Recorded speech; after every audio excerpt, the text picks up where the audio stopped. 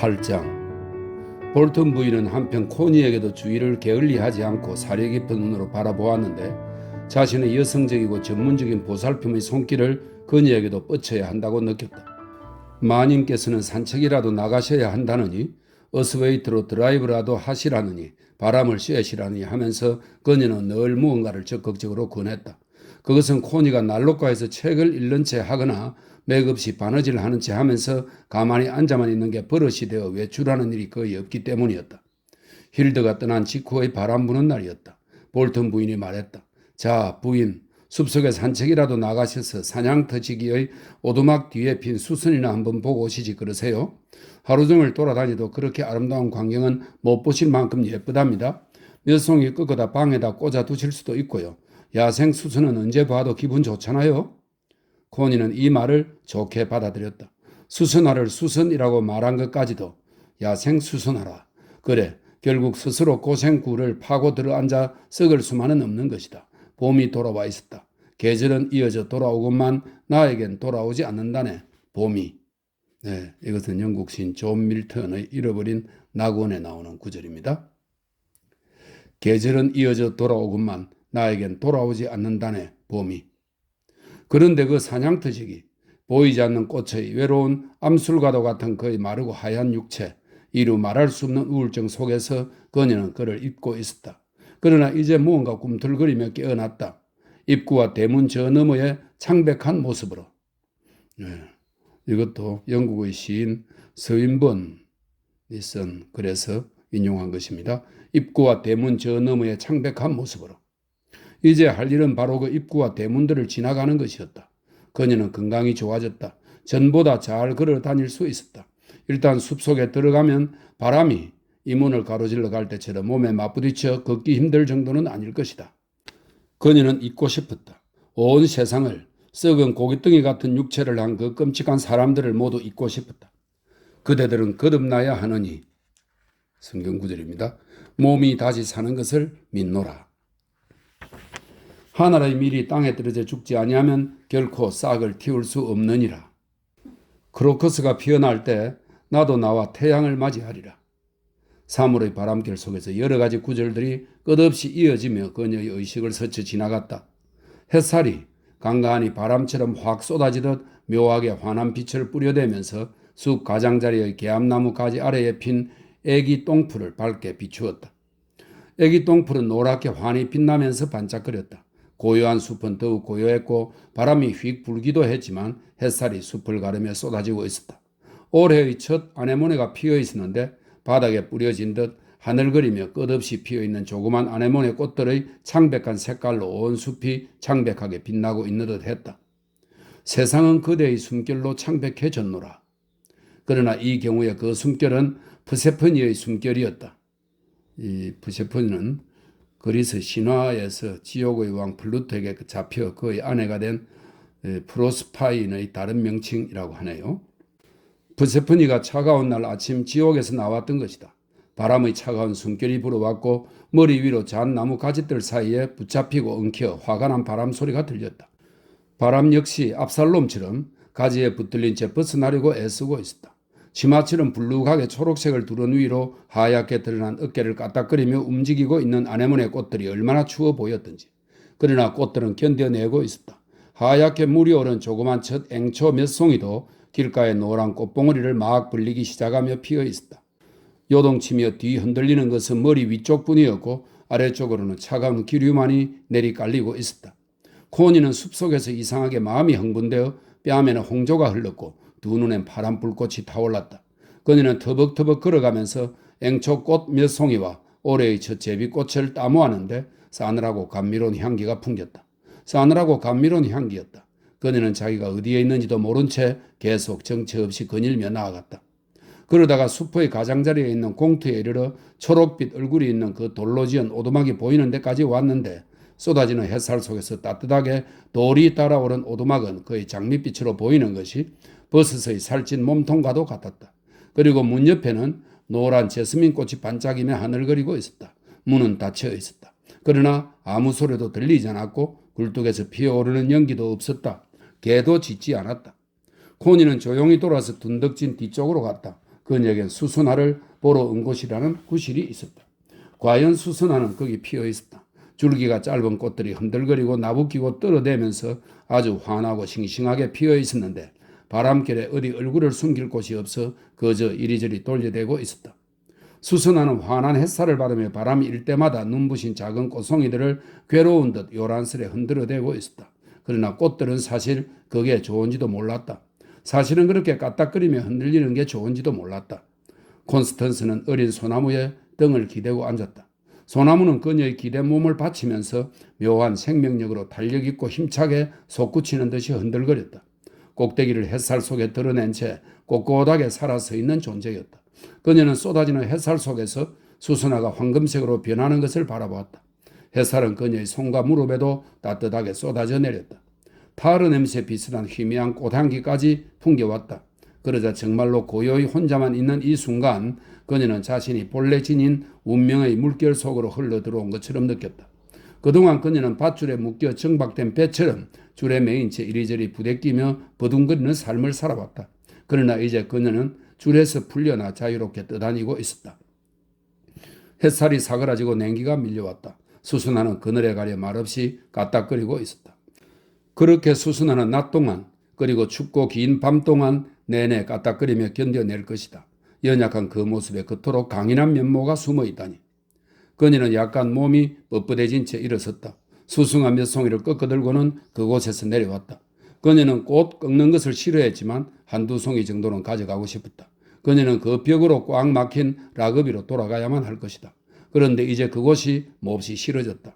특히 그 두껍게 사방으로 꽉 막힌 건물의 벽이 싫었다. 사방의 벽. 언제나 사방을 막고 있는 벽. 하지만 이렇게 추운 바람이 불 때는 사방을 막아주는 그런 벽이 필요하기도 했다. 그녀가 집에 돌아왔을 때 클리포드가 물었다. 어디 갔었어? 숲 바로 저편까지 갔었지요. 보세요. 이 귀여운 수선화들 참 사랑스럽지요. 이것들이 어떻게 땅속에서 피어나오는 것인지 참 신기하기도 해요. 그건 공기와 햇볕 때문이지. 그가 말했다. 하지만 땅속에서 형체가 만들어진 거잖아요.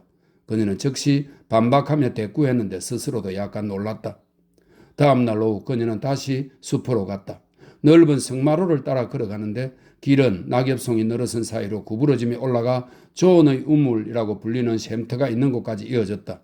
이쪽의 언덕 비탈은 추웠고 그래서인지 낙엽송이 우거진 그늘에는 꽃 한 송이도 아직 피어있지 않았다. 그러나 빨간 빛이 섞인 하얗고 깨끗한 조약돌이 깔린 자그마한 우물터 바닥에서 얼음처럼 차가운 옹달샘이 조용히 솟아나오고 있었다. 참으로 얼음처럼 차갑고 맑은 샘물이었다. 정말 선명하게 반짝이는 샘물이었다. 새로운 사냥터지기가 그 깨끗한 새 조약돌들을 넣어둔 것이 분명했다. 그녀는 차오른 물이 조금씩 넘쳐 비탈을 따라 흘러내리면서 가나다랗게 졸졸거리는 소리를 들었다. 잎이 없는 가지를 거칠게 뻗고서 비탈진 언덕에 음침한 그늘을 들이우고 있는 낙엽송 숲 사이로 바람 소리가 윙윙거리며 스치는 가운데서도 코니는 자그마한 물방울 종소리처럼 졸졸거리며 흐르는 물소리를 들을 수 있었다. 이곳은 약간 스산하고 춥고 눅눅했다. 물론 이 우물은 수백 년 동안 물을 마시는 장소로 사용되었던 것이 틀림없다. 하지만 지금은 더 이상 그렇지 않았다. 우물가의 자그마한 공터는 풀이 무성하게 나 있었고 춥고 얼씬연스러웠다. 그녀는 일어나 천천히 집을 향해 걸음을 옮겼다. 그녀가 걷고 있을 때 오른쪽으로 좀 떨어진 곳에서 무언가 두드리는 소리가 희미하게 들려왔다. 그녀는 조용히 멈춰 서서 귀를 기울여 보았다. 망치질하는 소리일까? 아니, 딱따구리 소리일까? 망치질하는 소리가 분명했다. 그녀는 걸음을 다시 옮기면서 계속 귀를 기울였다. 그러다가 어린 전나무들 사이로 나 있는 좁은 오솔길이 눈에 띄었다. 어디로도 통하는 데가 없는 것처럼 보이는 길이었다. 그러나 그녀의 느낌에 누군가 다니는 길 같았다. 그녀는 몸삼아 그 길로 꺾어져 들어갔는데 어린 전나무들이 우거진 사이를 지나자 곧 오래된 참나무 숲이 나타났다. 그녀는 길을 계속 따라갔고 망치질 소리는 점점 가까워지면서 바람이 스치는 숲의 정막을 뚫고 들려왔다. 바람길에 스쳐 소리를 내면서도 나무들은 정막을 자아내는 법이다. 깊숙한 곳에 있어 눈에 잘 띄지 않는 자그마한 공터와 통나무로 지은 자그마한 오두막 한 채가 그녀 앞에 나타났다. 전에 한 번도 와본 적이 없는 곳이었다. 그녀는 곧 이곳이 막 자라나는 어린 꿩들을 기르기 위한 조용한 장소라는 것을 깨달았다. 사냥터지기가 셔츠 바람으로 무릎을 꿇고서 무언가 망치질을 하고 있었다.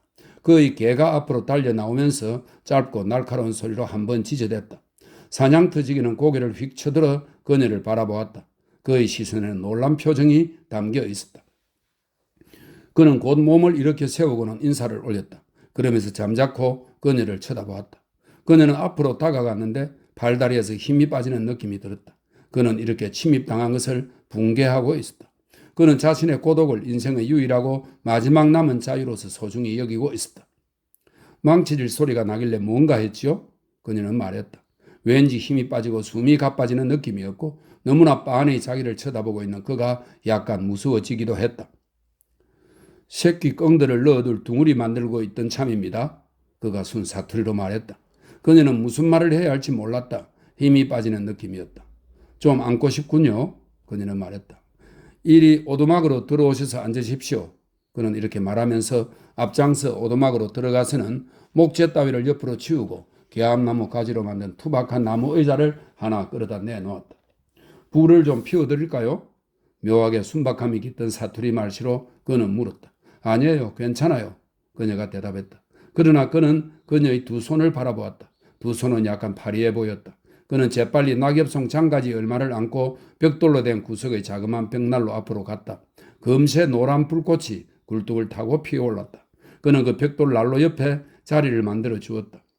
자, 이리 좀 앉아서 몸을 녹이시지요? 그는 말했다. 그녀는 그의 말대로 했다.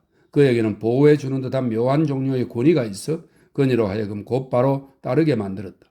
그래서 그녀는 앉아서 장작으로 불을 지펴가며 불길에 두 손을 녹였다. 그동안 사냥터지기는 밖에서 다시 망치질을 하고 있었다. 그녀는 사실 구석에 처박혀 불가에만 앉아있고 싶지는 않았다. 오히려 문간에 나가 좀 내다보고 싶은 마음이었다. 그러나 그녀는 지금 보살핌을 받고 있는 입장이니 그의 말에 따라 가만히 있는 수밖에 없었다. 오두막은 아주 아늑했다. 칠을 하지 않은 전나무 널빤지로 벽을 둘러쳤고 자그마한 통나무 식탁과 등받이 없는 의자가 하나씩 그녀가 앉은 의자 옆으로 놓여 있었으며 목수용 작업대, 커다란 상자 하나, 여러 가지 연장들, 몇 장의 새 판자, 못 따위가 널려 있었고 벽에는 도끼, 손도끼, 덫, 자루에 싼 물건들, 사냥터지기의 외투 등 여러 가지 것들이 못에 걸려 있었다. 벽에 창문이 나 있지 않아서 빛은 열린 문을 통해 비쳐 들어왔다. 뒤죽박죽인 듯 보였지만 동시에 일종의 조그마한 성역 같기도 했다.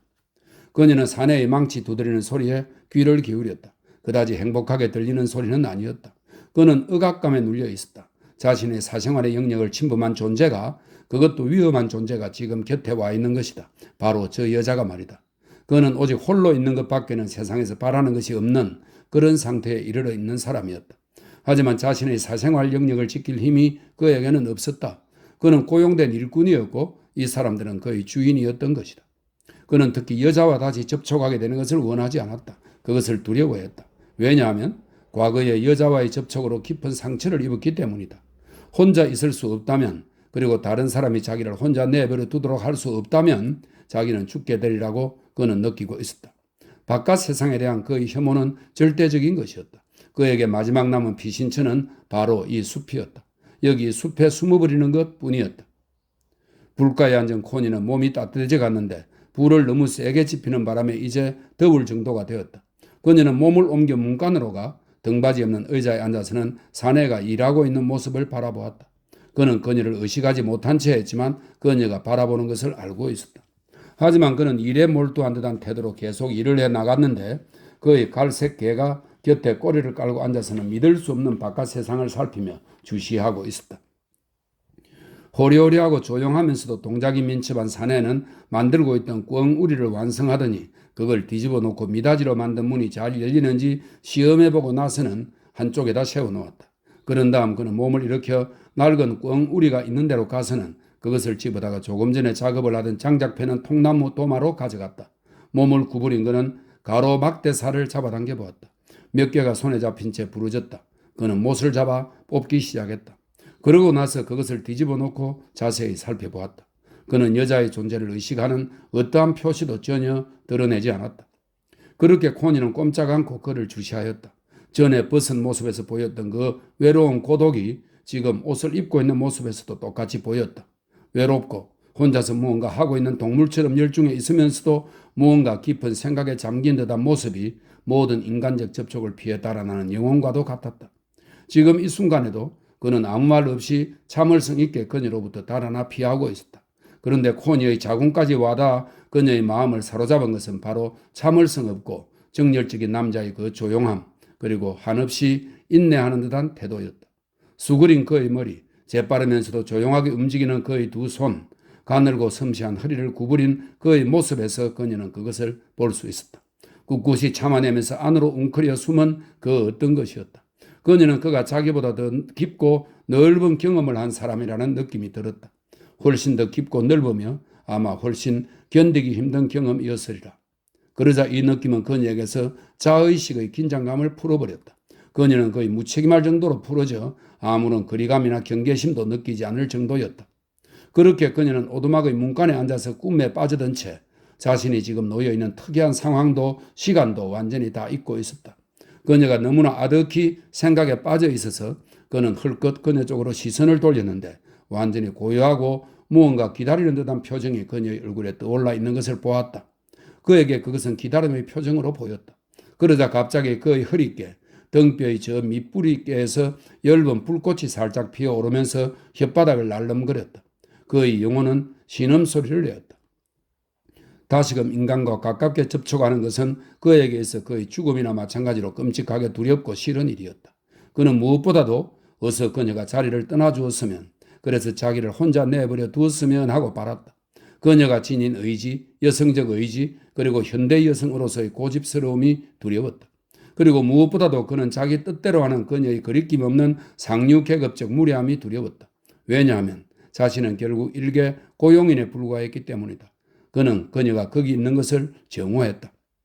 코니는 갑작스럽게 불안감을 느끼면서 정신을 차렸다. 그녀는 몸을 일으켰다. 오후도 한참 지나 저녁으로 기울고 있었다. 하지만 그녀는 그곳을 떠날 수가 없었다. 그녀는 사내가 있는 쪽으로 걸어갔는데 그는 피로한 기색에 표정 없이 딱딱하게 굳은 얼굴로 가만히 주의를 기울인 채 그녀를 유심히 바라보며 서 있었다. 이곳은 참 평온하고 근사한 곳이군요. 그녀가 말했다. 여긴 오늘 처음 와본답니다. 그렇습니까? 가끔 한 번씩 와서 앉아 있고 싶은 생각이 드는군요. 그러신가요? 여기를 비울 때 오두막을 잠가 놓는가요? 예, 마님. 나도 열쇠 하나 가질 수 있을까요? 가끔 한 번씩 와서 앉아 있을 수 있게 말이에요. 열쇠가 하나도 없나요? 제가 아는 한은 없습니다. 그의 말은 사투리로 바뀌어 있었다.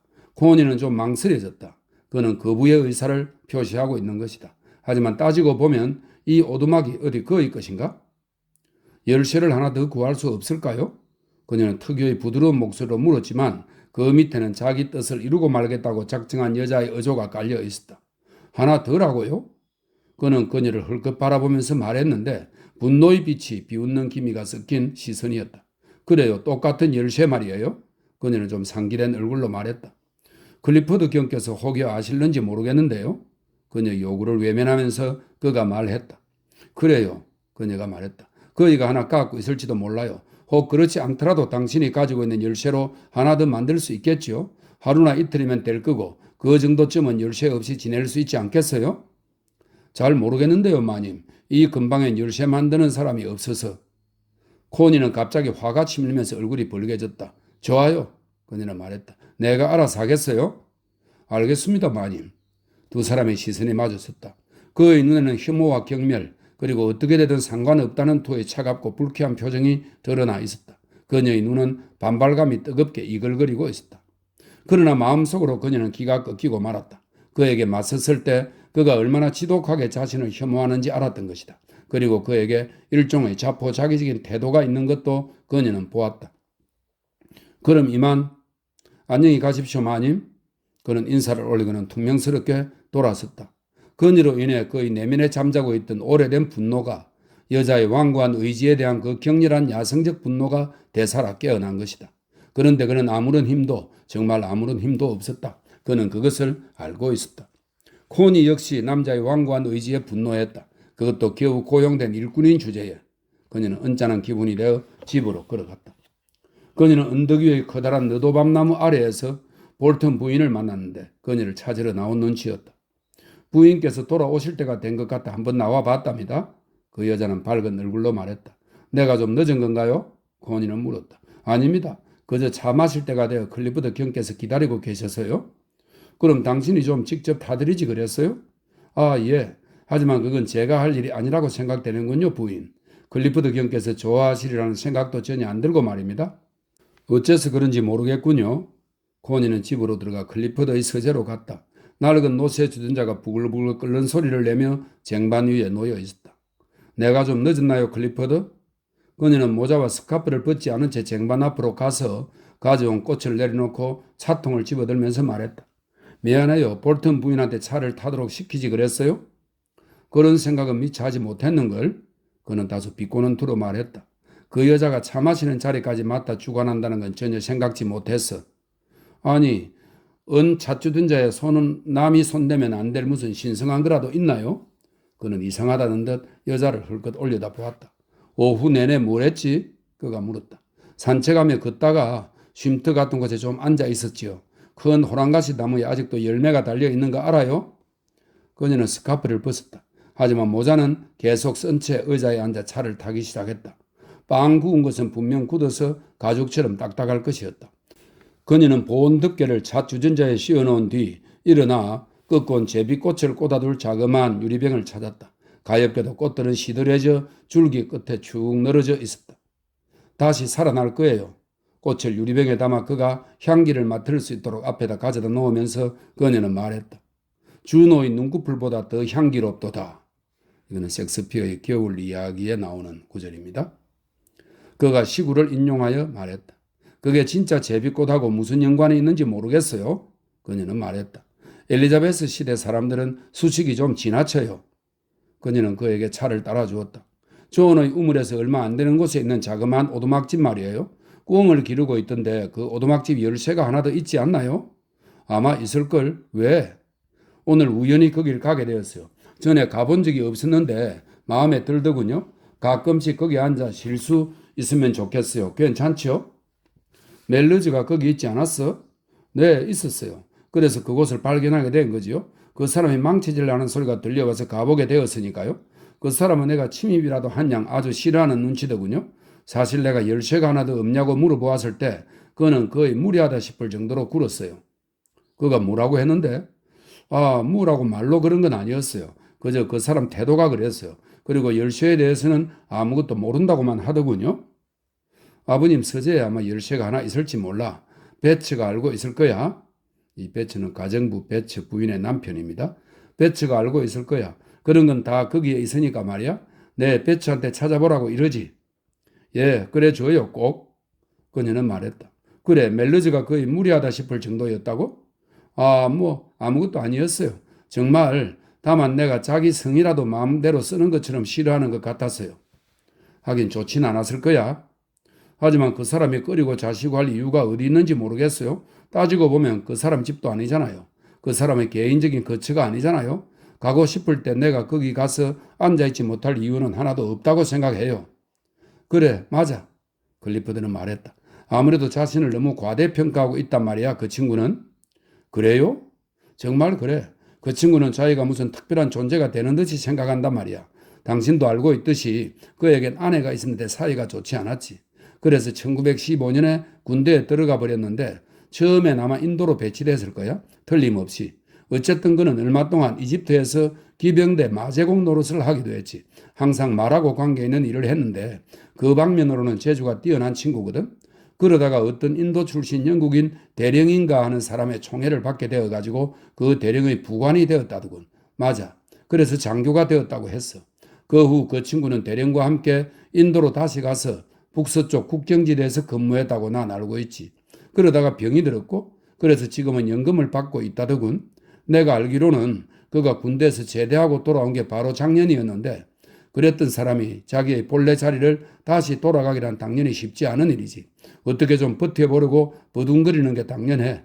하지만 나하고 관계되는 한에서는 그는 직무를 잘 수행하고 있어. 물론 나한테 멜리즈 중이었다는 티를 조금이라도 낸다든가 한다면 그건 용납할 수 없는 일이지. 더비셔 사투리를 심하게 쓰는 사람인데 어떻게 장교로 임명될 수 있었는지 모르겠네요. 그 친구 사투리를 잘 안 써. 어쩌다 불쑥 내뱉는 경우를 빼면 말이야. 그는 마음만 먹으면 정확한 말을 완벽하게 구사할 줄 알아. 다만 내가 보기에 자기가 다시 쫄병 계급으로 내려온 이상 쫄병들과 똑같은 말을 구사하는 게 좋다는 생각을 하고 있는 것 같기도 해. 전에는 왜 그 사람이 이야기를 하지 않았어요? 그건 그런 허황된 출세 미담 따위는 난 딱 질색이거든. 그런 것들은 세상의 질서를 모두 파괴하는 것들이야. 그런 일들이 실제 일어난다는 것 자체가 정말 유감천만이야. 코니도 이 말에 수긍하는 쪽이었다. 아무데도 적응에 어울리지 못하고서 불만만 품고 있는 사람들이 과연 무슨 쓸모가 있겠는가? 화창한 날씨가 한동안 이어지자 클리프드도 숲으로 한번 나가볼 결심을 했다. 바람은 아직 차가웠지만 견딜만 했고 햇빛은 생명의 기운 그 자체처럼 따뜻하고 가득히 내리비쳤다. 정말 싱그럽고 화창한 날에는 사람의 기분이 얼마나 달라지는지 참 놀라워요. 코니가 말했다. 평소에 우리는 바로 이 공기를 죽은 거나 다름없다고 느끼는데 말이에요. 하지만 사람들은 오늘날 이 살아있는 공기를 정말로 죽이고 있어요. 사람들이 이 공기를 죽이고 있다고 생각해? 그가 물었다. 그래요. 모든 사람들에게서 가득가득 뿜어져 나오는 권태와 불만과 분노의 기운이 바로 공기 중의 생명력을 다 죽여버리고 있는 거예요. 틀림없어요. 오히려 대기 중의 어떤 조건이 사람들의 생명력을 떨어뜨리는 것은 아닐까? 그가 말했다. 아니에요. 인간이 바로 자연 만물을 독살하고 있는 거예요. 코니는 주장했다. 자신의 보금자리를 스스로 더럽힌다 이 말이군. 클리프드가 논평하듯 말했다. 모터 의자는 털털거리며 나아갔다. 개암나무 숲풀에는 길쭉한 꽃들이 엷은 황금색을 띤 채 늘어져 있었고 양지 바른 곳에는 아네모네가 여기저기 활짝 피어 있었는데 인간이 그들과 함께 환호할 수 있었던 그 옛날에 그랬던 것과 거의 똑같이 그 순간 생명의 환희로 탄성을 지르고 있는 듯 했다. 희미한 사과꽃 냄새 같은 향기가 살짝 풍겨 나오고 있었다. 코니는 클리프드를 위해 꽃을 몇 송이 꺾어주었다. 그는 꽃을 받아들더니 신기한 듯이 바라보았다. 그대 아직 능욕당하지 않은 고요의 신부여. 그가 시구를 인용하며 말했다. 이 구절은 그리스의 항아리보다는 꽃에 훨씬 더 잘 어울리는 것 같군. 능욕당하다니 너무 끔찍한 말이군요. 그녀가 말했다. 세상 만물을 능욕하는 것은 바로 인간뿐이에요. 글쎄 모르겠는데 달팽이나 그런 것들도 그렇지 뭐. 그가 말했다. 달팽이조차 그저 갉아먹을 뿐이고 벌도 꽃을 능욕하지는 않지요. 그녀는 모든 것을 비유나 말로 바꿔버리는 그에게 화가 났다. 제비꽃은 주노의 눈꺼풀이니 아네모네는 능욕당하지 않은 신분이 하는 식이었다. 항상 그녀와 살아있는 삶 사이에 끼어드는 그런 말과 표현을 그녀는 얼마나 혐오하는지. 능욕을 범하는 것이 있다면 그건 바로 말과 표현이었다. 즉 살아있는 세상 만물로부터 생명의 수액을 모두 빨아 없애는 그 판에 박힌 말과 표현 구절들이었다. 클리프드와의 산책은 별로 즐겁지가 못했다. 그와 코니 사이에는 일종의 긴장 상태가 형성되어 있었다. 서로 모르는 채 했지만 긴장감은 분명 흐르고 있었다. 여성적 본능의 온 힘을 다해 코니는 갑자기 그를 밀쳐내고 있었다. 그녀는 그에게서 벗어나고 싶었다. 특히 그의 의식과 그의 말로부터 그 자신에 대한 강박적 집착, 즉 그 자신과 자신이 찌꺼리는 말들에 대한 그의 쳇바퀴처럼 끝없는 강박적 집착으로부터 그녀는 벗어나고 싶었다. 다시 비를 뿌리는 날씨가 되었다. 그러나 하루 이틀 정도 지나자 그녀는 비가 오는 중에도 밖에 나갔다. 그리고 숲으로 갔다. 숲에 들어서자 그녀는 곧 오두막이 있는 쪽으로 향했다. 비가 오고 있었지만 그다지 춥지는 않았다. 숲은 아주 고요하니 한적한 외딴 곳처럼 느껴졌고 어슴푸레한 빗줄기에 쌓여 아무도 들어올 수 없는 것 같았다. 그녀는 숲 가장자리의 그 공터에 이르렀다. 거기엔 아무도 없었다. 오두막은 잠겨 있었다. 그러나 그녀는 통나무로 만든 현관 아래의 통나무 문간 청개에 앉아서는 몸을 웅크려 체온으로 따뜻하게 감쌌다. 그렇게 그녀는 앉아서 비가 오는 것을 바라보며 소리 없는 여러 빗소리에 귀를 기울이기도 하고 바람이 하나도 불지 않는 듯 한데도 나무들의 윗가지에서 쏴 하며 나는 이상한 바람 소리에 귀를 기울이기도 했다.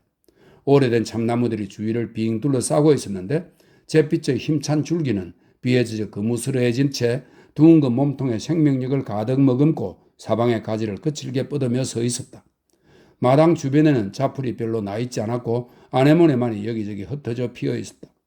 한두 군데 뜸불 숲을 이루고 있는 곳도 있었는데 딱총나무나 불두와 나무 등 속의 뜸불이 아니면 자줏빛으로 뒤엉킨 가시나무 등불이었다. 황갈색의 빛바랜 고사리 무리는 아네모니의 초록빛 물결 아래 묻혀 거의 사라지고 없었다. 이곳이 바로 능욕당하지 않은 곳 중의 하나일지 몰랐다. 능욕당하지 않은 곳이라. 사실 온 세상이 이미 다 능욕당한 상태였다. 능욕조차 할 수 없는 것도 있다. 가령 정어리 통조림 같은 건 아예 능욕이 불가능하다. 그런데 여자들 가운데도 바로 그와 같은 존재들이 아주 많으며 남자들의 경우도 그렇다. 그러나 땅과 자연은 비가 그치고 있었다. 빗줄기로 인해 어둡게 보이던 참나무들 사이는 이제 거의 환해져 가고 있었다. 그만 자리에서 일어서고 싶었지만 고은이는 그냥 계속 앉아 있었다. 그러나 차츰 추워졌다. 하지만 마음속의 분노로 인한 무력감에 짓눌려 그녀는 마치 마비라도 된 양 그 자리에서 꼼짝할 수가 없었다. 능욕당한 존재라. 육체적 접촉 없이도 인간은 얼마나 더럽게 능욕당할 수 있는가. 죽은 말과 표현들에 의해 능욕당하는 것이 바로 외설적인 것이며 죽은 생각은 결국 강박관념이 되고 만다. 비에 젖은 갈색 개 한 마리가 달려왔는데 지저대지는 않고 젖은 꼬리털만 위로 치켜들고 있었다. 사내가 뒤따라 나타났다. 운전사 같은 검정 방수포 의도선 젖어 있었고 얼굴이 약간 상기되어 있었다. 그녀는 그가 자신을 보자 멈칫하면서 빠른 걸음을 늦추는 것을 느꼈다. 그녀는 일어나 통나무 현관 아래 손바닥 넓이 정도의 비에 젖지 않은 자리에 그대로 서 있었다. 그는 아무 말 없이 인사를 올리고는 천천히 다가왔다. 그녀는 자리를 떠려는 움직임을 보였다. 나 막 가려던 참이었어요. 그녀는 말했다. 안에 들어가려고 기다린 건 아닌가요? 그녀는 안 보고 오두막만을 바라보면서 그가 물었다.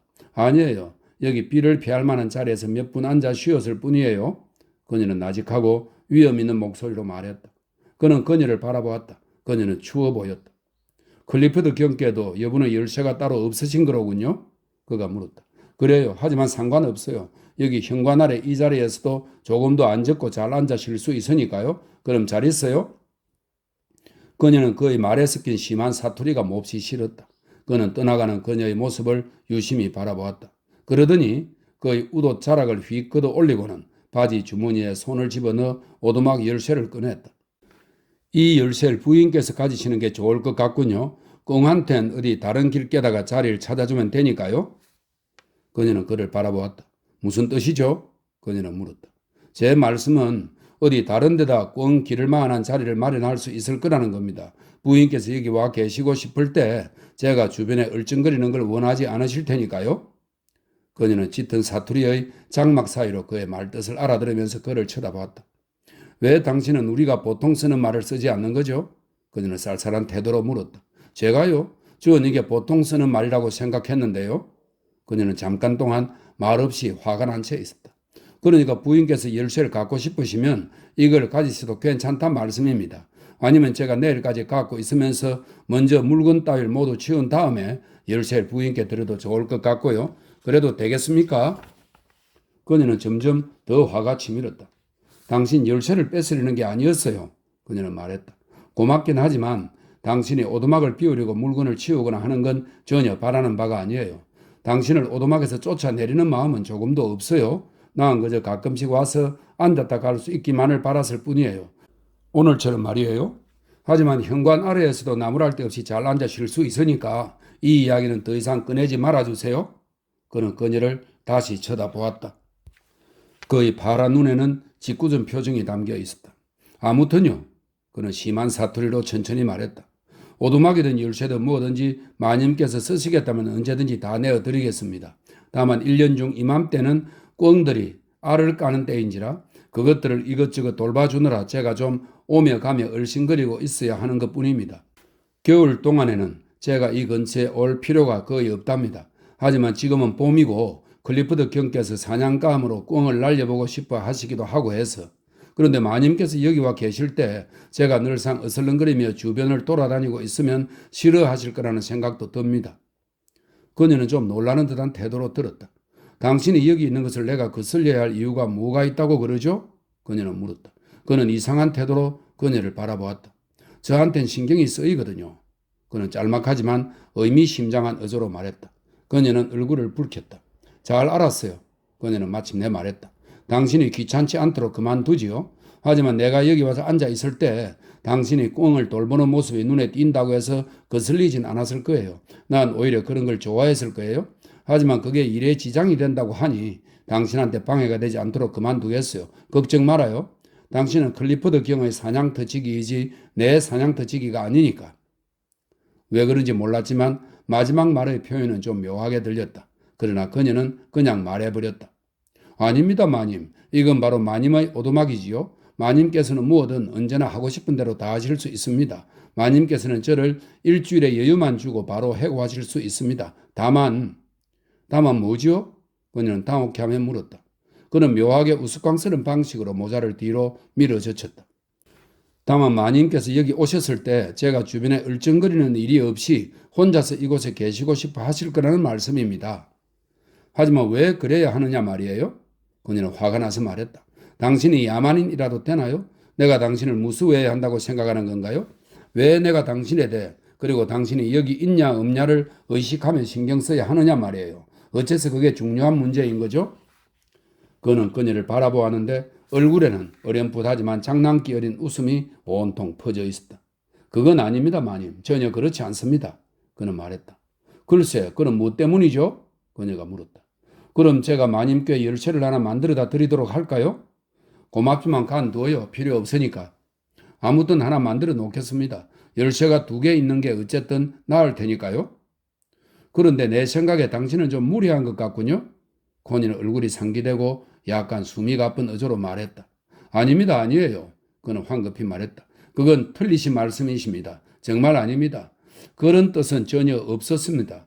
그저 마님께서 여기 오시는 경우 전 이곳을 비워드려야 할 것이고 그럼 어디 다른 곳에 꽁기를 자리를 마련하느라 일거리나 많이 생기겠구나 하고 생각이 들었을 따름입니다. 하지만 제가 있는 것이 마님께 아무렇지도 않을 거라고 하시니 그렇다면 이건 클리포드 경의 오두막이고 뭐든 마님 뜻대로 하실 수 있는 거니까 마님 원하시고 바라시는 대로 다 하셔야지요. 제가 근처에서 할 일을 몇 가지 하느라 얼씬거리는 게 마님께서 아무렇지도 않다면 말씀입니다. 코니는 완전히 당황스러운 기분으로 그곳을 떠났다. 자신이 모욕을 당해서 아주 심하게 감정이 상한 것인지 아닌지 확실히 알 수가 없었다. 그 남자는 정말 다른 뜻 없이 진정으로 한 말인지도 몰랐다. 자신이 얼씬거리지 않기를 그녀가 원할 거라고 생각했다는 것은 정말인지도 몰랐다. 마치 그녀가 그런 생각을 하기라도 할 것처럼 어리석은 존재밖에 안 되는 그가 혹이나 그렇게 중요한 존재가 될 수 있기라도 한 것처럼 말이다. 그녀는 혼란에 쌓여 자신이 무엇을 생각하고 무엇을 느끼는지도 모른 채 집으로 돌아갔다. 9장. 코니는 클리포드를 혐오하며 피하는 자신의 감정에 놀랐다. 게다가 자신이 항상 그를 정말 싫어해왔다는 생각까지 들었다. 정오라고 할 것은 못 되었는데 강렬한 감정 같은 것이 전혀 없었기 때문이다. 그러나 그녀는 육체적으로 아주 깊은 혐오감을 느꼈다. 그와 결혼한 것도 바로 육체적인 면에서 자신이 어떤 은밀한 방식으로 그를 싫어했기 때문인 것처럼 여겨질 정도였다. 그러나 물론 정신적인 면에서 그에게 매력과 흥분을 느꼈기 때문에 그와 결혼한 것도 사실이었다. 그때 그는 어떤 의미에서 그녀 위에 존재하는 스승과 같은 존재였다. 그런데 이제 그런 정신적 흥분은 소진되고 무너져버려 그녀는 오직 육체적 혐오감만 느낄 뿐이었다. 그 혐오감은 저 깊숙한 곳에서 솟아올라왔다. 그리고 그녀는 그것이 얼마나 자신의 삶을 갉아먹고 있는가를 깨달았다. 그녀는 무기력하고 완전히 버림받은 느낌이었다. 그녀는 외부로부터 어떤 도움의 손길이라도 받고 싶은 심정이었다. 그러나 넓은 세상 천지에 도움의 손길은 찾을 수 없었다. 세상은 미처 제정신이 아니었으므로 끔찍할 뿐이었다. 문명사회는 제정신이 아니었다. 돈과 소위 사랑이란 것에 사회는 아주 광적으로 집착하고 있었다. 그 중에서도 돈이 단연 우세한 광증이었다. 개인들은 각기 따로따로 미친 가운데 이 2가지 방식, 즉 돈과 사랑으로 스스로를 주장하며 내세우고 있었다. 가령 마이클 리스를 보라. 그의 삶과 행위는 그저 미친 짓일 뿐이다. 그의 사랑도 일종의 미친 짓이었다. 그의 희곡 작품이란 것들 역시 일종의 미친 짓이었다. 그리고 클리포드 또한 마찬가지였다.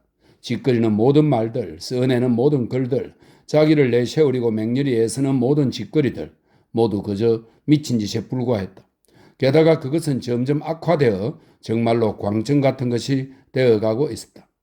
코니는 두려움에 지쳐 기진맥진한 느낌이었다. 그러나 적어도 자신을 움켜쥐던 클리포드의 소나기는 볼튼 부인에게로 옮겨가고 있었다. 클리프드 자신은 그걸 모르고 있었다. 미친 사람들이 대개 그러하듯 그의 광증은 그가 의식하지 못하고 있는 여러 가지 것들에 의해, 즉 그의 의식 곳곳에 퍼져 있는 광대한 사막지대의 넓이에 의해 측정될 수 있을 것이다. 볼튼 부인은 여러 가지 점에서 훌륭할 정도로 일을 잘했다. 그러나 그녀에게는 일종의 대장 행세를 하려는 묘한 태도, 즉 자신의 의지를 끝없이 주장하려는 태도가 있었는데 그것은 바로 현대 여성들에게 나타나는 광증의 하나였다. 그녀는 자신이 완전히 남을 도우며 남을 위해 살고 있다고 생각했다. 클리퍼드는 그녀의 마음을 사로잡았는데 그것은 항상 또는 아주 자주 그의 본능이 그녀보다 더 섬세해서 그런 것처럼 조용히 그녀의 의지를 좌절시켰기 때문이었다. 그녀 자신보다 더 섬세하고 미묘하게 자기를 주장하는 의지가 그에게는 있었다. 이것이 바로 그녀를 사로잡은 그의 매력이었다. 아마 그것은 코니를 사로잡았던 매력이기도 할 것이다. 참 근사한 날이군요. 오늘은. 볼턴 부인은 그 어루만지듯 달래는 듯한 목소리로 말할 것이다.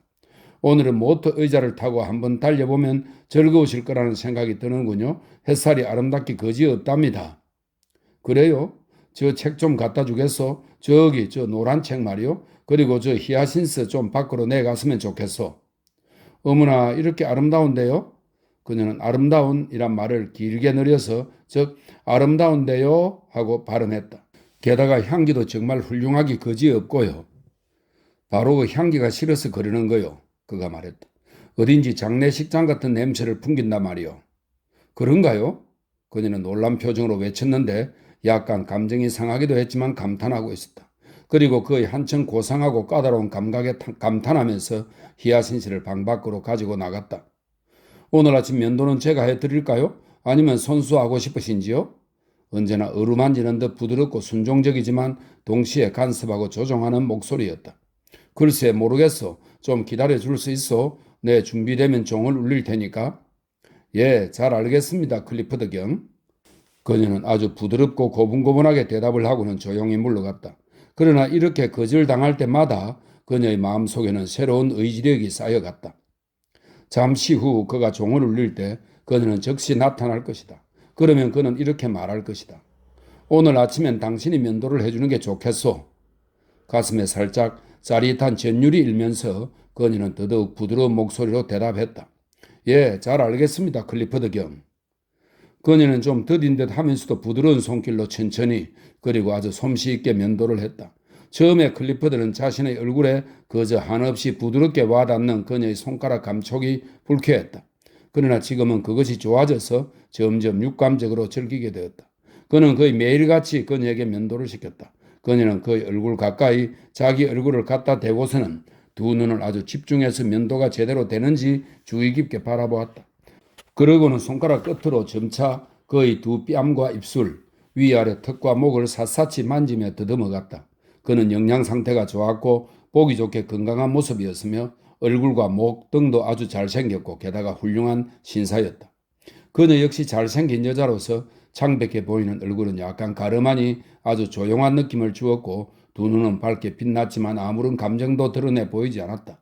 점차 한없는 부드러움으로 그의 사랑에 가까운 손길로 그녀는 그의 목을 어루만져 갔고 그런 그녀에게 클리퍼드는 자신을 내맡기게 되었다. 그녀는 이제 그를 위한 일을 도맡아 거의 했으며 그는 코니보다 그녀를 더 편한 마음으로 대하게 되었고 지저분한 일까지도 그녀에게 시중받는 것을 코니가 도와줄 때보다 오히려 덜 부끄러워하게 되었다. 그녀는 그를 돌보는 일이 좋았다. 그의 몸을 완전히 책임지고 마지막 지저분한 시중까지 다 들어주는 일이 좋았다. 그녀는 어느 날 코니에게 이렇게 말했다. 남자들이란 자기 밑바닥 속까지 다 내보이게 되면 결국 다 아기처럼 된답니다. 제가 다루본 환자 중에는 대부실 탄광에서 일찍이 일했던 광부들 중 제일 거칠다는 사람도 몇 명 있었죠. 하지만 어디 아픈 데라도 생겨서 저한테 보살핌을 받게 되기만 하면 그런 사람들 모두 다 아기가, 그러니까 그저 몸집만 커다란 아기가 되고 마는 거예요. 정말 남자들이란 별 차이 없이 다 마찬가지랍니다. 처음에 볼턴 부인은 신사계급, 즉 클리프드 경처럼 진짜 신사계급의 남자에게는 무언가 다른 점이 정말 있다고 생각했다. 그래서 클리퍼드는 처음엔 그녀를 상당히 압도할 수 있었다. 그러나 점차 그녀 자신의 표현을 사용하건대 그녀가 그를 밑바닥 속까지 다 알게 됨에 따라 그녀는 그가 다른 사람들과 마찬가지로 몸집만 어른 크기로 자란 아기에 불과하다는 것을 알게 되었다. 다만 이 아기는 묘한 기질과 세련된 태도와 권력을 지니고 있었고 그녀가 결코 꿈도 꾸지 못한 온갖 종류의 이상한 지식을 지니고 있어 그걸로 여전히 그녀를 위압할 수 있었다. 코니는 때때로 그에게 이렇게 말하고 싶은 유혹을 받기도 했다. 제발 그렇게 끔찍하게 저 여자의 손아귀에 빠져들지 말아요. 그러나 자신에게는 그렇게 말할 만큼 그를 생각하는 마음이 사라지고 없다는 것을 그녀는 깨달았다. 그들은 아직 습관적으로 저녁 10시까지는 함께 시간을 보냈다. 이때 그들은 이야기를 나누거나 함께 책을 읽거나 아니면 그의 원고를 검토하곤 했다. 그러나 그런 일들은 이제 아무런 흥미도 일으키지 않았다. 그녀에게 그의 원고들은 따분할 뿐이었다. 그러나 아직 의무적으로 그녀는 그를 위해 원고를 타자로 쳐주었다. 그러나 시간이 지나면 그것조차 볼턴 부인이 대신하게 될 것이다. 왜냐하면 코니는 이미 볼턴 부인에게 타자기 사용법을 배우라고 권해놓았기 때문이다. 그리고 볼턴 부인은 언제나 무엇든 할 준비가 되어 있는 사람인지라 당장 배우기 시작했고 아주 열심히 연습해 나갔다. 그래서 이 점 클리포드는 이따금씩 그녀에게 편지를 받아치도록 불러주기도 했으며 그녀는 좀 느리기는 하지만 정확하게 받아치곤 했다. 그리고 그는 아주 참을성 있게 기다리면서 어려운 단어나 가끔 나오는 프랑스 표현의 철자를 그녀에게 일일이 불러주곤 했다. 그녀는 아주 감격하며 전율하는 모습을 보였는데 그런 그녀를 가르치는 일은 거의 즐거움이나 다름없었다. 이제 코니는 이따금 두통이 난다는 구실을 대고 저녁 식사 후 그녀의 방으로 올라가 버리곤 했다. 아마 볼턴 부인이 당신의 피케 상대를 해줄 거예요. 이 피케는 32장의 패를 가지고 두 사람이 하는 카드놀이입니다. 당신의 피케 상대를 해줄 거예요. 그녀는 클리포드에게 말했다. 아니야, 남 조금도 염려 없어. 그러니 당신은 어서 방으로 가서 좀 쉬도록 해 여보. 그러나 그녀가 나가자마자 그는 즉시 종을 울려 볼턴 부인을 불러서는 그녀에게 피케나 베지크의 상대, 이 베지크는 60넉 장의 패를 가지고 두 사람이 하는 카드놀이입니다. 이 피케나 베지크의 상대 또는 심지어 체스의 상대까지 되어달라고 청하곤 했다. 그는 그녀에게 이런 놀이들을 모두 가르쳐 놓은 상태였다. 그런데 코니는 볼턴 부인이 어린 소녀처럼 상기된 얼굴로 떨면서 체스판의 여왕이나 기사를 망설이듯 손가락으로 만지작거리다가는 다시 손을 떼어내곤 하는 모습을 보는 것이 이상하게도 불쾌했다.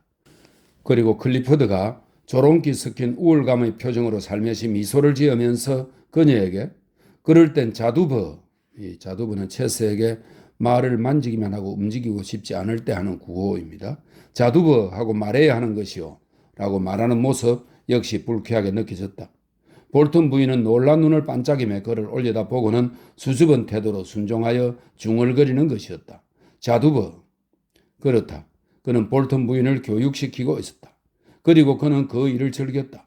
그것을 통해 자신의 힘을 느낄 수 있었던 것이다. 그리고 그녀는 감격의 전율을 느꼈다. 그녀는 조금씩 신사계급이 알고 있는 것들을, 즉 돈 이외에 그들을 상류계급으로 만드는 것들을 배워 모두 터득해 나가고 있는 것이다. 거기서 그녀는 짜릿한 흥분을 느꼈다. 그리고 동시에 그녀의 그런 모습은 그로 하여금 그녀를 자기 곁에 두고 싶다는 생각을 갖게 했다. 그녀가 진정으로 감격하며 전율을 느끼는 모습은 그에게 미묘한 우쭐감을 안겨주었던 것이다. 코니가 보기에 클리포드는 그의 본색을 드러내고 있는 것 같았다. 즉, 좀 저속하고 평범한 데다 영감은 찾아볼 수 없고 다소 뚱뚱해지고만 있었다. 아이비 볼턴의 여러 가지 술수와 겸손한 자매 주도권을 행하는 수작 역시 너무 빤히 드러나 보였다. 그러나 그 여자가 클리포드에게 진정으로 감격하며 전율을 느끼는 것에는 코니도 놀람하지 않았다. 볼턴 부인이 클리포드를 사랑하고 있다고 말한다면 그것은 틀린 말일 것이다. 상류계급의 남자이자 자기를 지닌 신사이고 게다가 책과 시를 쓸 수 있는 작가로 화보신문에 사진이 실리는 이 사람과 자신이 접촉한다는 것에 볼턴 부인은 짜릿한 감격의 흥분을 느꼈다.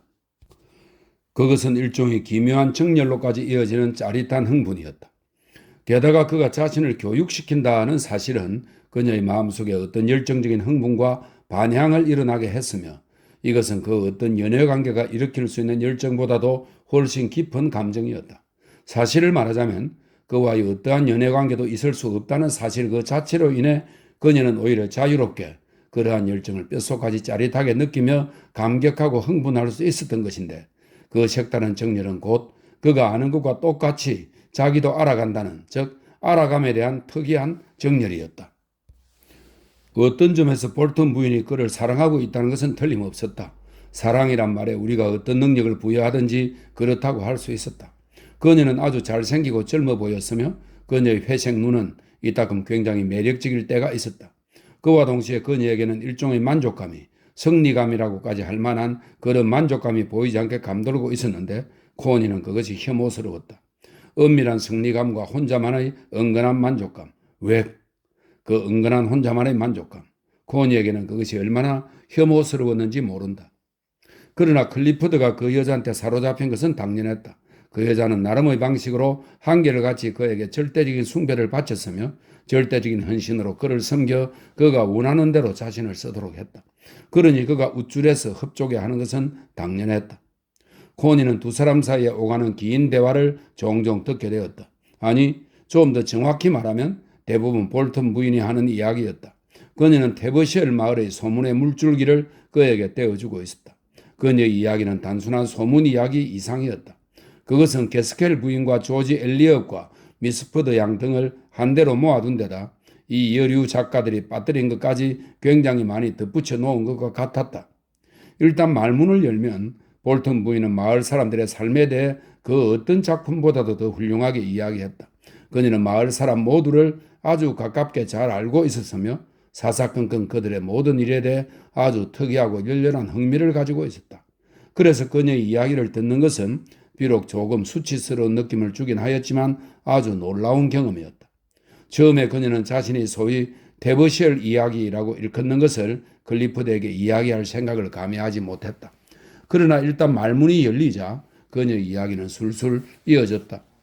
클리포드는 작품의 소재를 얻기 위해 귀 기울여 듣고 있었는데 실제로 풍성한 소재를 발견하는 듯 했다.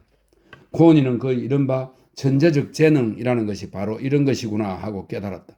그것은 독특하고 사사로운 소문을 포착하는 특별한 솜씨로서 영리하고 겉보기에 초연한 듯이 보이는 재능이었다. 물론 볼턴 부인은 테버시엘 이야기를 할 때면 열중하여 달아오르곤 했다. 거의 정신없이 빠진다고 할 정도였다. 그리고 그 이야기는, 즉 실제 일어난 여러 가지 일들과 그에 대해 그녀가 알고 있는 것들은 정말 경탄할 만했다. 그녀는 수십 권의 책이라도 엮어낼 수 있을 정도였다. 코니도 그녀의 이야기에 사로잡혀 귀를 기울였다. 그러나 나중에는 언제나 좀 수치감을 느끼게 되었다. 그처럼 이상하게 열광적인 호기심에 사로잡혀 이야기를 들어서는 안 되는 것이었다. 요컨대 우리가 다른 사람들의 가장 사사로운 일에 대해 이야기를 들을 수야 있겠지만 그럴 경우 오로지 고통에 부대끼면서 노력하고 싸워나가는 각 인간의 영혼을 존경하는 마음으로만, 그리고 섬세하고 분별력 있는 공감의 마음으로만 그 이야기를 들어야 한다. 왜냐하면 풍자조차도 공감의 한 형식이기 때문이다. 우리의 공감이 흘러나오거나 움츠러드는 방식이야말로 바로 우리의 인생을 진정으로 결정하는 요인이다. 그리고 바로 여기에 소설, 즉 제대로 창조된 소설이 갖는 엄청난 중요성이 존재한다. 그런 소설은 우리의 공감의식을 자극하여 흐르도록 해주고 그 흐름을 새로운 곳으로 이끌 수 있으며 또 우리의 공감을 죽은 것들을 피해 멀리 떨어지도록 이끌 수 있다. 그러므로 소설은 제대로 창조되었을 때 삶의 가장 내밀한 부분들을 드러내 보여줄 수 있다. 왜냐하면 예민한 각성의 물결이 밀물과 썰물로 가득 찼다가 빠져나가면서 깨끗이 씻어내고 새롭게 해줄 필요가 있는 것은 무엇보다도 바로 삶의 내밀한 열정적 부분이기 때문이다. 그러나 소설 역시 소문과 마찬가지로 기계적이고 인간 영혼에 무감각한 가짜 공감과 혐오를 자극해 조장할 수 있다. 소설은 사실상 가장 타락한 감정들조차 미화할 수 있는데 그런 감정이 관습적인 측면에서 깨끗한 것일 때 그렇다. 그럴 경우 소설은 소문과 마찬가지로 결국 사악한 영향을 끼치게 되며 또 소문 이야기와 마찬가지로 그것이 표면상으로는 항상 천사들 편에 서 있기 때문에 오히려 더욱 사악한 영향을 끼친다. 볼턴 부인이 이야기하는 소문은 항상 천사들 편에 서 있었다. 그리고 그는 정말 나쁜 사람이었고 그녀는 정말 훌륭한 여자였답니다. 라는 식이었다. 그런데 볼턴 부인의 이야기로도 코니가 알 수 있었던 바이지만 그 훌륭하다는 여자는 실은 그저 말만 얌전스레 하는 여우이고 반면 남자는 솔직하게 화를 내는 사람일 뿐이었다. 그러나 볼턴 부인이 전하는 그 관습적이고 사악한 영향을 끼치는 공감의 통로를 통해 그 남자는 솔직하게 화를 내는 것으로 인해 나쁜 남자가 되어버렸고 그 여자는 말만 얌전하게 하는 것으로 훌륭한 여자가 되어버린 것이다. 바로 이러한 이유로 소문은 듣는 사람을 수치스럽게 만드는 것이다. 그리고 똑같은 이유 때문에 대부분의 소설은, 특히 대중소설은 역시 읽는 사람을 수치스럽게 한다. 오늘날 대중은 자신의 악덕에 호소하는 것에만 반응을 보이고 있다. 그럼에도 불구하고 볼턴 부인의 이야기는 테버시얼 마을에 대해 새로이 인식하게 해주었다. 그곳은 추한 삶이 끔찍하게 엉망진창으로 뒤엉키며 들끓고 있는 것으로 보였다. 밖에서 보는 것처럼 따분하고 단조로운 곳이 전혀 아니었다. 물론 클리퍼드는 이야기에 거론되는 사람들의 얼굴을 대부분 알았지만 코니는 단지 한두 사람만 알고 있었다. 그러나 그곳 이야기는 영국의 한 마을보다는 오히려 중앙아프리카의 어느 밀림 속 이야기인 것처럼 들렸다. 이야기를 들으셨겠지만 올솜 양이 지난주에 결혼했답니다. 아직 못 들으셨다고요? 올솜 양이라고 그 올솜 구두방 제임스 영감의 딸이지요. 두 분께서도 아실 텐데 영감네는 파이 크로프트의 집을 하나 짓기도 했지요. 그 영감은 지난해 낙상을 당해 죽었답니다. 83이었는데 젊은 사람처럼 아주 팔팔했지요. 그런데 그 영감이 지난 겨울 베스트우드 언덕에 젊은 애들이 만들어 놓은 미끄럼길 위에서 미끄러져 넘어졌는데 넓적다리가 부러졌다더니 글쎄 불쌍하게도 그걸로 그만 죽어버리고 만 겁니다. 정말 참 안 된 일이었지요. 그런데 그 영감이 재산을 모두 딸 테티에게 물려주고 아들들에게는 한 푼도 남겨주질 않았답니다. 테티는 제가 알기로 저보다 5살인가 위이니까 그래요. 지난 가을로 53살이 되었죠. 그런데 그녀 집안은 아주 독실하다는 비국교도 신자들이었답니다. 정말 우습게도 말입니다. 테티만 해도 그녀의 아버지가 죽을 때까지 30년 동안이나 주일학교 선생을 했지요. 그런데 그러더니 글쎄 그녀가 킴브록 출신의 한 사내와 놀아나기 시작한 거예요. 아시는지 모르겠지만 코가 빨갛고 약간 멋을 부리는 나이 지긋한 사내로 이름은 윌코옥이라고 하는데 헨슨 목재소에서 일한다나요? 그는 글쎄 65살이나 된 사람이랍니다. 하지만 두 사람이 팔짱 낀 모양이나 대문 앞에서 입을 맞추는 모습 등을 보신다면 꼭 무슨 인꽃처럼 다정한 한 쌍의 젊은 연인 같다고 생각하실 거예요. 정말 그렇답니다. 바로 파이 그로부터 길 쪽으로 쑥 내민 창가에서 사람들을 보라는 듯이 그녀는 그 남자 무릎에 떡하니 앉아 있기까지 했지요. 그런데 그 남자는 40이 넘은 아들들이 있는데다가 아내와 사별한 지도 2년밖에 안 된다는 겁니다. 죽은 사람이 무덤에서 되살아나는 게 불가능하기에 망정이지 그렇지 않았다면 제임스 올솝 영감은 무덤을 박차고 달려 나왔을 겁니다. 딸을 그리도 엄하게 다스리던 영감이었으니까요. 이제 두 사람은 결혼을 해서 킴브록으로 가서 살고 있는데 사람들 말로는 그녀가 아침부터 저녁까지 실내복 차림으로 돌아다니는데 정말 가관이라는 거예요. 정말이지 끔찍한 일이죠. 두 늙은이가 그렇게 살고 있다니 말이에요. 글쎄 그들은 젊은이들보다 훨씬 더 꼴볼견이고 혐오스럽죠. 저는 그게 다 영화 탓이라고 본답니다. 하지만 영화가 못 들어오게 할 수는 없지요. 그래서 전 늘 이렇게 말한답니다. 그러니까 교훈적이고 좋은 영화야 보러 가도 되지만 제발 그런 멜로드라마나 연애 영화 따위 멀리해라. 그리고 어쨌든 아이들만은 그런 것을 가까이 하지 못하게 해라 하고 말이죠. 하지만 보세요. 오히려 어른들이 아이들보다 더 꼴볼견이고 게다가 늙은이들은 한술 더 뜨는 겁니다. 도덕에 대해 뭐라고 한마디 떠들어 보세요. 그들도 보는 사람 하나 없을 겁니다. 사람들은 저마다 하고 싶은 대로 하며 살고 있지요. 물론 그것 때문에 사는 꼴이 훨씬 나아졌다고도 할 수 있겠지요. 하지만 탄광 사정이 아주 나쁘게 돌아가면서 생기는 돈이 없는지라 사람들은 요즘 씀씀이를 줄여야 하는 형편이랍니다. 그래서 모두들 불평을 해대는데 끔찍할 정도죠. 특히 여자들 불평이 심하답니다. 남정네들이야 정말 훌륭하게 잘 참고 있지요. 불쌍한 그네들이 뭘 어쩔 수 있겠어요. 하지만 옆에 네들은 말입니다. 정말이지 그들은 분별 없는 짓을 계속 해대고 있는 거예요. 그들은 메리 공주님 결혼 선물 마련을 위해 자랑하듯 돈을 기부하면서 설치고 다니는데 그러다가 공주가 받은 그 호화로운 선물들을 모두 보고 나서는 이제 그만 격분해서 마구 악다구니를 쓰는 겁니다. 공주가 뭐 그리 대단한 사람이냐? 다른 사람보다 도대체 얼마나 잘났길래 말이야? 스와는 에드거 백화점은 나한테는 단 한 벌만 주면 되는 모피 코트를 왜 공주한테만 6벌씩 주느냐 말이야. 괜히 내 돈 10실링만 아깝게 바친 거 아니냐고. 공주가 어디 나한테 뭐 하나라도 주겠어? 난 지금 이렇게 보험 외투 한 벌 새로 살 돈이 없고 우리 아빠는 저렇게 벌이도 없이 고생만 하고 있는데 공주는 화차로 여러 대 실을 만큼 잔뜩 선물을 받아놓고 있잖아. 가난한 사람들도 이제 돈 좀 갖고 써볼 때가 되지 않았냐고. 부자들은 그동안 실컷 돈을 만져봤으니까 말이야. 난 보험 외투 한 벌을 새로 갖고 싶다고. 정말로 말이야. 근데 대체 어디서 그걸 구할 수 있겠냐 말이야? 하는 식으로 말입니다. 그럼 저는 그 여자들에게 이렇게 말해주지요. 갖고 싶어하는 그런 화려한 새 옷까지 하나 없어도 잘 먹고 잘 입으며 살고들 있으니 감사하게 여기라고 말입니다. 그러면 그들은 저한테 이렇게 말하며 덤벼든답니다.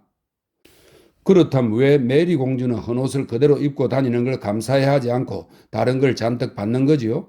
공주 같은 사람들은 화차로 여러 대 실을 만큼 잔뜩 받아도 좋고 난 보험 외투 하나도 새로 가지면 안 된다는 건가요? 정말 치사해요. 뭐 공주라고요? 공주 같은 헛소리 좀 작작하세요. 문제는 돈이라고요. 돈. 공주는 돈이 많으니까 사람들이 더 많이 갖다 바치는 거다. 이 말이에요. 하지만 나한테는 땡전 한 푼 주는 사람이 없지요. 나도 어느 누구 못지않게 마땅한 권리가 있는데도 말이에요. 교육이 어쩌니 하고 나한테 떠들어대지 마세요. 문제는 바로 돈이니까 말이에요. 보험 외투를 새로 하나 갖고 싶은데 정말로 그런데 난 바로 그놈의 돈이 한 푼도 없어서 그걸 가질 수가 없다 이 말이라고요. 하고 말입니다. 바로 그런 것들, 즉 옷 따위에만 그 여자들은 관심이 있을 뿐이지요. 겨울 외투 한 벌에 7, 8기니를 쓰고 어린애 여름 모자에 2기니를 쓰는 걸 그들은 아무렇지도 않게 생각한답니다. 광부의 딸밖에 안 되는 주제에 말입니다. 그러고는 그 2기니짜리 모자를 쓰고 그들의 초기 감리교파 예배당에 가는 거죠. 제가 젊었을 때라면 3실링 6펜스짜리 모자를 쓰고도 자랑스럽게 여겼을 여자애들이 말이에요. 제가 듣기로 올해의 초기 감리교파 기념일에 주일학교 아이들을 위해 특별 관람석같이 거의 천장에 닿을 만큼 높이 올라가는 계단식 청청대를 만들어 놓았다는데요. 주일학교 1학년 여자반을 맡고 있는 톰슨 양 말로는 그 청청대 위에 앉아있는 아이들의 새 주일학교 옷을 값으로 치며 1000파운드도 넘을 거라는 겁니다. 글쎄 요즘 세상이 바로 이렇답니다. 하지만 막을 도리가 없지요. 여자들은 옷에 미쳐 있고 사내 애들 역시 마찬가지랍니다. 젊은 사내 애들은 돈만 있으면 그저 제 한 몸에다 모조리 다 쏟아 부어버리는데 옷을 사 입거나 담배를 사 피우지 않으면 광부 복지관 매점에서 술을 사 마시거나 일주일에 2-3번씩 셰필드로 놀러 가는 거예요. 정말 세상이 많이 바뀌었지요. 거기에다 젊은 애들은 말이죠. 아무것도 두려워할 줄 모르고 아무것도 존경할 줄 모른답니다. 나이든 남정네들은 그토록 잘도 참아주고 정말이지 마음이 좋은지라 옆에 네들이 뭐든지 다 마음대로 하도록 내버려 두지요. 그런데 꼴이 이렇게 된 것은 바로 그 때문이지요. 옆에 네들은 정말 마귀나 다름없어요. 하지만 젊은 사내 애들은 자기들 아버지하고는 다르답니다. 전혀 희생할 줄을 모르거든요. 정말입니다. 그저 오로지 자기만 위할 뿐이죠. 가정을 가질 때를 대비해 조금 저축을 해야 하지 않겠느냐고 말하면 그들은 이렇게 대답하지요. 그건 나중에 해도 돼요. 나중에요. 이렇게 즐길 수 있을 동안은 즐기며 살 겁니다. 다른 건 나중에 해도 된다고요. 참말이지. 그들은 거칠고 이기적이라고 할 수밖에 없지요. 모든 걸 나이든 남정네들이 떠맡고 있으니 아무리 둘러봐도 잘 되어가는 기미가 조금도 없는 거예요. 클리프들은 자기 마을에 대해 새롭게 생각하기 시작했다. 이제까지는 항상 무언가 두려움을 느끼곤 했지만 그래도 그는 그곳을 어느 정도 안정된 곳으로 여겨왔었다. 그러나 이제는 사람들 사이에 사회주의나 볼셰비키주의 같은 게 많이 퍼져 있어?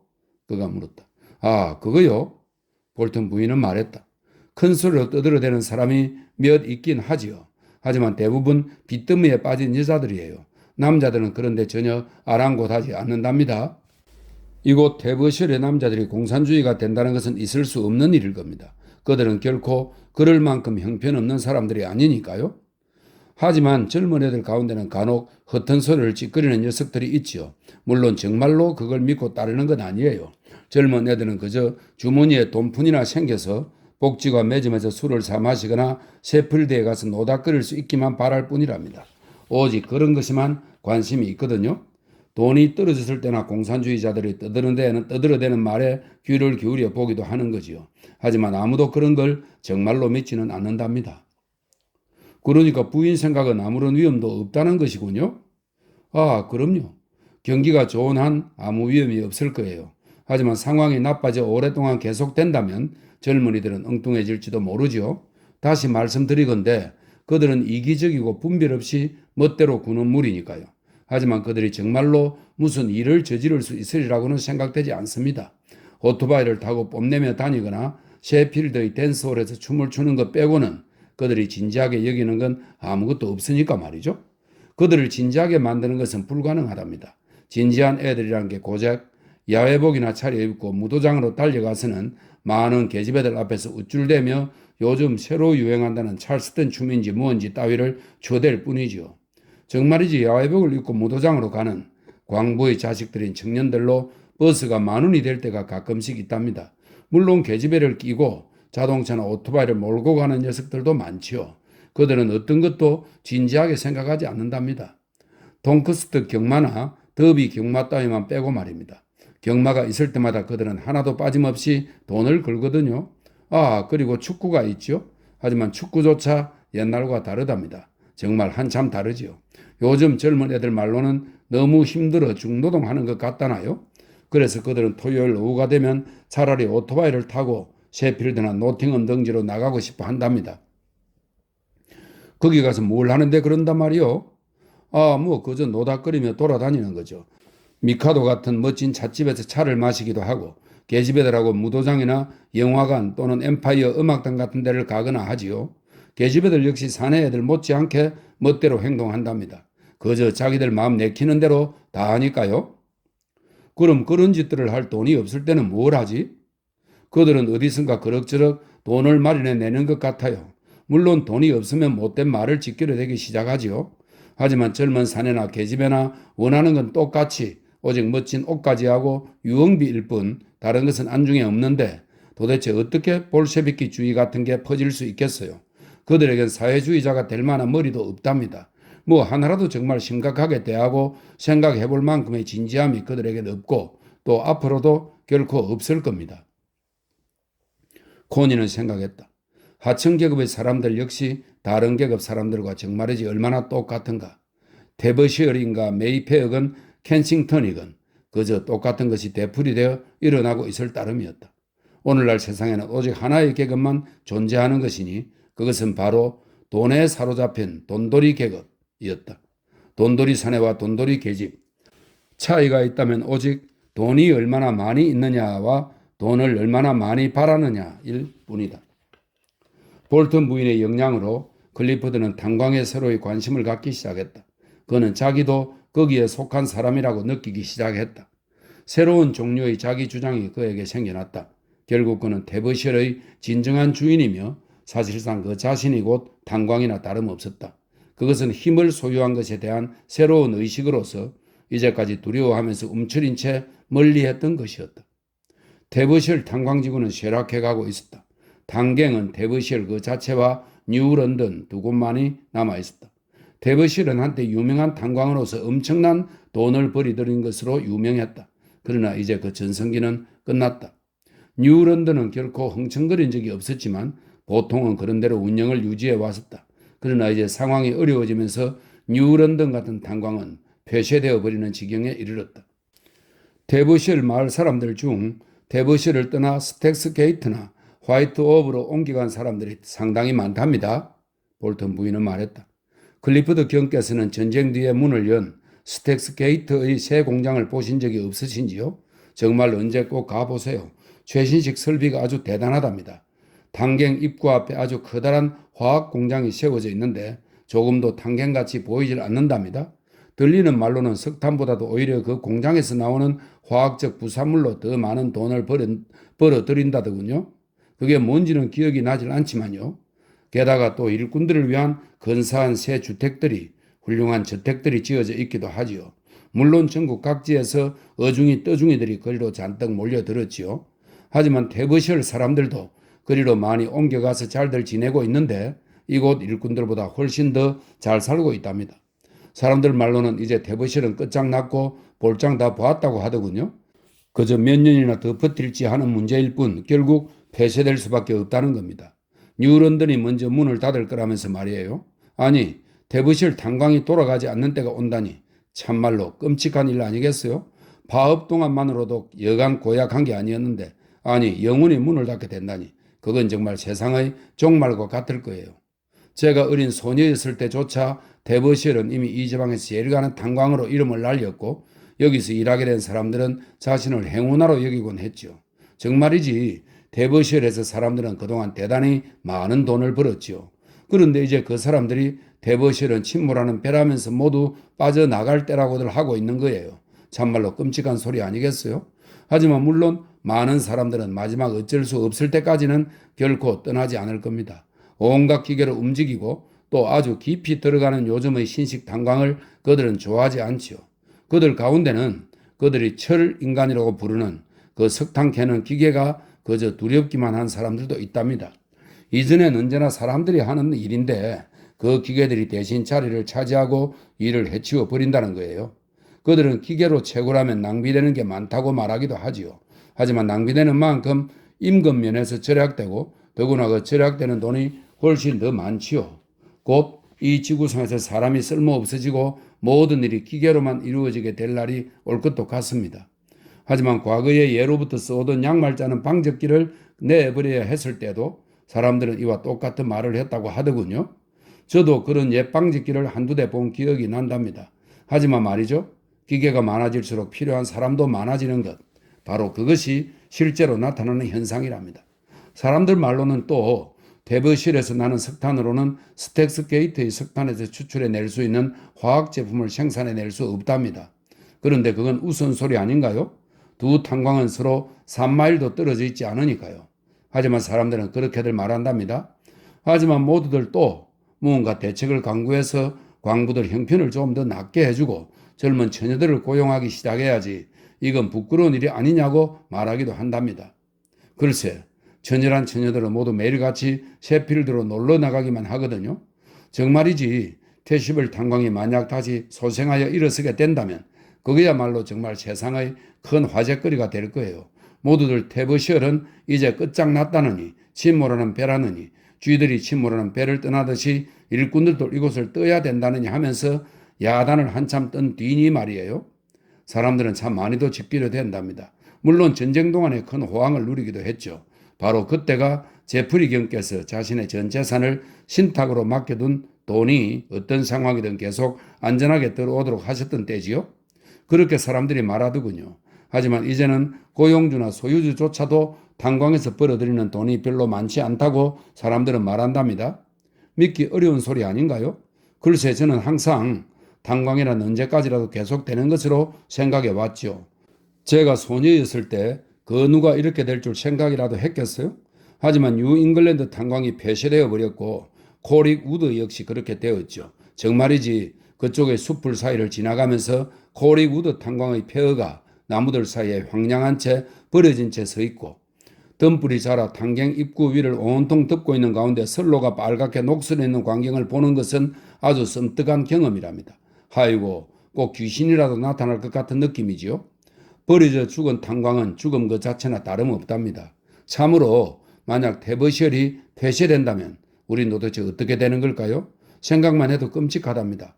파업 때만 빼고 태버시얼은 항상 그토록 떠들썩하니 북적거렸고 또 파업 때조차도 사람들이 조랑말만 데려가지 않으면 송풍기는 멈추지 않고 돌아갔죠. 정말이지 우스운 세상이 되고 말았어요. 매년 세상이 달라져 어떻게 돌아가고 있는지 도대체 영문을 모를 지경이라니까요. 클리포드에게 진정으로 새로운 투지를 불어넣은 것은 바로 볼튼 부인의 이야기였다. 그의 수입은 그녀가 지적한 대로 아버지의 신탁 재산을 통해 비록 많지는 않지만 확실하게 보장되어 있었다. 탄광이 정말로 그의 관심을 끈 것은 아니었다. 그가 붙잡고자 하는 것은 다른 세계, 즉 문학과 명성의 세계였다. 그것은 대중적 인기의 세계였지 노동하는 사람들의 세계가 아니었다. 이제 그는 대중적 성공과 노동의 성공 사이의 차이, 즉 쾌락을 추구하는 대중과 노동하는 대중 사이의 차이를 깨달았다. 그는 이제까지 한 개인으로서 소설을 써서 쾌락을 추구하는 대중의 요구를 만족시켜왔다. 그리고 그는 인기를 획득했다. 그러나 쾌락을 추구하는 대중 밑에는 험하고 지저분하며 좀 무섭기도 한 노동 대중이 존재하고 있었다. 그들에게도 역시 그들의 요구를 채워줄 사람이 있어야 했다. 그런데 그것은 즉 노동 대중의 요구를 채워주는 일은 쾌락을 추구하는 대중을 위하는 것보다 훨씬 험난한 일이었다. 그가 소설을 쓰면서 세상에서 잘 나가고 있는 동안 테버셜은 궁지에 빠져들고 있었던 것이다. 그는 이제 성공의 암캐 여신에게는 주된 식욕이 두 가지가 있다는 것을 깨달았다. 그 하나는 바로 작가나 예술가들이 바치는 아첨, 아양, 어루만지고 살살 긁어주기를 향한 식욕이었다. 하지만 다른 하나는 고기와 뼈다귀를 요구하는 한층 험한 식욕이었다. 그런데 암캐 여신에게 바칠 이 고기와 뼈다귀는 바로 산업계에서 돈을 버는 사람들에 의해 조달되었다. 그렇다. 암캐 여신을 차지하려고 어르렁거리며 싸우는 개들에게는 크게 두 무리가 있었다. 아첨꾼의 무리로서 암캐 여신에게 오락과 소설과 영화와 연극을 갖다 바치는 집단이 그 하나이고, 다른 하나는 훨씬 화려함이 덜하고 훨씬 사나운 족속으로서 암캐 여신에게 고기, 즉 돈이라는 진짜 물질을 갖다주는 자들이었다. 차림새가 말끔하고 번지르르한 오락계의 개들은 서로 다투며 어르렁거리면서 암캐 여신의 총애를 차지하려고 애썼다. 그러나 그것은 없어서는 안 되는 무리인 뼈 공급자들 사이에 벌어지는 사생결단의 그 말없는 혈투에 비하면 아무것도 아니었다. 그러나 볼턴 부인의 역량으로 클리퍼드는 이 피 튀기는 다른 쪽의 싸움에 뛰어들고 싶은, 즉 산업 생산의 잔혹한 수단을 이용해 암캐 여신을 사로잡고 싶은 마음이 생겼다. 어떻게 해서인지 그는 흥분하여 발기된 듯 했다. 볼턴 부인은 어느 면에서 그를 남자로 만들었던 것이다. 코니가 결코 하지 못했던 일이었다. 코니는 그와 거리를 두어서 그가 자신과 자신의 상태에 대해 예민하게 의식하게끔 만들었다. 반면 볼턴 부인은 그로 하여금 오직 바깥 세상의 것들만 의식하게 했다. 내면적으로 그는 과일의 연한 속살처럼 물컹해지기 시작했다. 그러나 외면적으로는 유능한 힘을 발휘하기 시작했다. 그는 심지어 굳게 작심하고 탄광에 한 번 더 가보기까지 했다. 그곳에 도착했을 때 그는 석탄 운반통을 타고 아래로 내려갔고 석탄 운반통에 실려 채굴 갱도로 안내되었다. 전쟁 전에 배워 알고 있던 것들이 완전히 잊어먹은 줄 알았는데 이제 다시 그에게 되살아났다.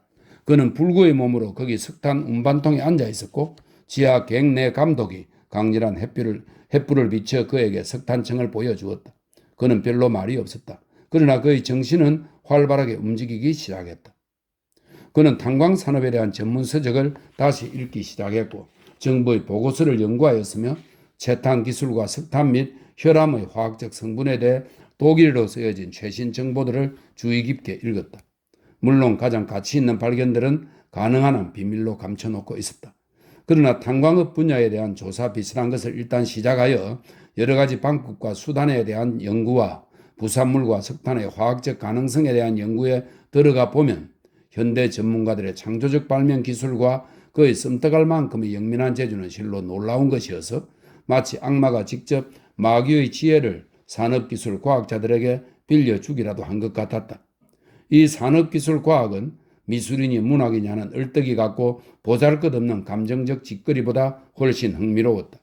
이 과학기술 분야에서 인간은 시인 또는 악마와 같은 존재로서 발견의 영감에 가득 차 그것을 실천으로 옮기기 위해 투쟁하고 있었다. 이런 행위에 있어 인간은 계산 가능한 어떤 정신연령보다도 높은 수준에 있었다. 그러나 클리퍼드도 알고 있는 바 감정적인 것과 인간다운 삶의 문제에 이르면 바로 동일한 인간들인 이들은 정신연령이 13살 먹은 연약한 소년 정도밖에 안 되었다. 그 불일치는 엄청났고 썸뜩한 것이었다. 그러나 상관할 바 아니다. 인간이 감정적이고 인간다운 정신의 면에서 온통 백지 상태로 미끄러져 전락하건 말건 클리퍼드는 상관하지 않았다. 그런 건 다 어찌되든 내버려 둘 일이었다. 그가 관심 있는 것은 현대의 탄광업 기술이었고 또 테버셜을 궁지에서 끌어내는 일이었다.